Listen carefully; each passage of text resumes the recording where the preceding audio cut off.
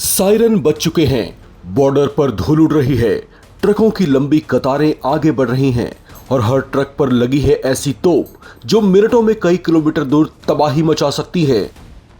Operation सिंदूर के बाद पाकिस्तान ने ऐसा कदम उठाया है जिसने एक बार फिर भारत पाक सीमा पर हलचल बढ़ा दी है। 250 चीनी SH-15 होवित्जर पूर्वी सीमा पर तैनाती और सवाल सिर्फ एक, क्या पाकिस्तान किसी बड़े सैन्य टकराव की तैयारी कर रहा है? क्या जनरल असीम मुनीर और चीन मिलकर नई रणनीति बना रहे हैं? और क्या ये भारत के लिए नई चुनौती है या फिर भारतीय सेना के सामने ये तैयारी भी बेअसर साबित होगी? इस रिपोर्ट में होगा वो धमाकेदार खुलासा जो आपके होश उड़ा सकता है। आपको बताएंगे पाकिस्तान ने बॉर्डर पर 250 SH-15 चाइनीज होवित्जर तोपें क्यों तैनात करनी शुरू की हैं, इनकी ताकत क्या है, ऑपरेशन सिंदूर के बाद पाकिस्तान की सैन्य रणनीति कैसे बदल रही है और भारत के पास इसका कैसा मजबूत जवाब है।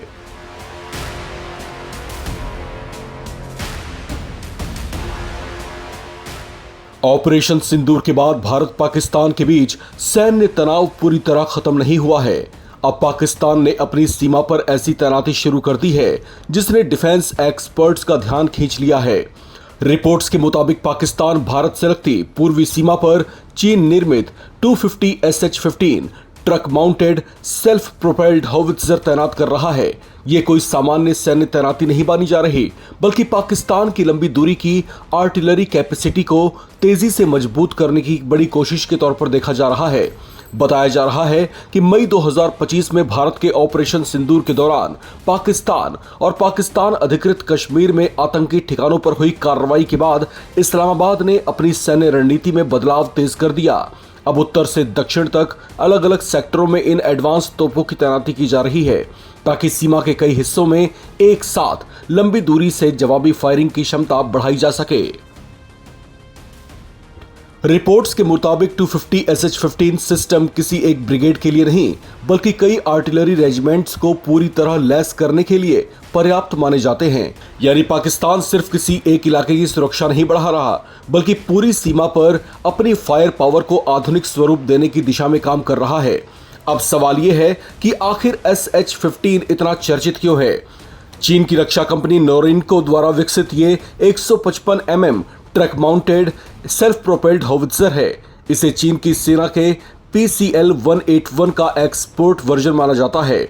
इसकी सबसे बड़ी ताकत इसकी शूट एंड शूट क्षमता है, यानी ये कुछ ही मिनटों में गोले दागकर अपनी जगह बदल सकता है, जिससे दुश्मन के लिए इसे निशाना बनाना बेहद मुश्किल हो जाता है।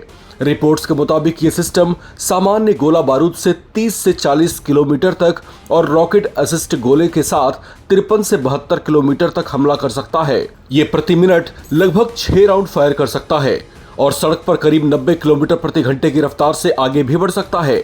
यही वजह है कि इसे मॉडर्न मोबिलिटी आर्टिलरी सिस्टम की श्रेणी में रखा जाता है। लेकिन क्या इससे भारत की चिंता बढ़नी चाहिए? डिफेंस एक्सपर्ट्स का मानना है कि पाकिस्तान की ये तैनाती उसकी आर्टिलरी क्षमता को जरूर मजबूत करती है, लेकिन भारत पहले से कहीं अधिक आधुनिक सैन्य संसाधनों से लैस है। भारतीय सेना के पास K9 वज्र, M777 अल्ट्रा लाइट होवित्जर, स्वदेशी धनुष तोपें और आधुनिक काउंटर बैटरी रडार जैसी क्षमताएं मौजूद हैं, जो दुश्मन की आर्टिलरी को लोकेशन का पता लगाकर तेजी से जवाबी कार्रवाई करने में सक्षम हैं। यानी पाकिस्तान की तैयारी निश्चित रूप से सीमा पर सैन्य गतिविधियों को बढ़ाती है, लेकिन इसे सीधे सैन्य संतुलन बदलने वाला कदम मानना जल्दबाजी होगी। असली तस्वीर किसी भी संभावित संघर्ष की स्थिति, तैनाती, रणनीति और दोनों पक्षों की समग्र सैन्य क्षमता पर निर्भर करेगी। फिलहाल इतना जरूर साफ है कि ऑपरेशन सिंदूर के बाद पाकिस्तान अपनी सैन्य तैयारियों की रफ्तार बढ़ा रहा है। चीन लगातार उसके रक्षा आधुनिकीकरण में अहम भूमिका निभा रहा है और भारत भी सीमा पर हर गतिविधि पर कड़ी नजरें बनाए हुए है।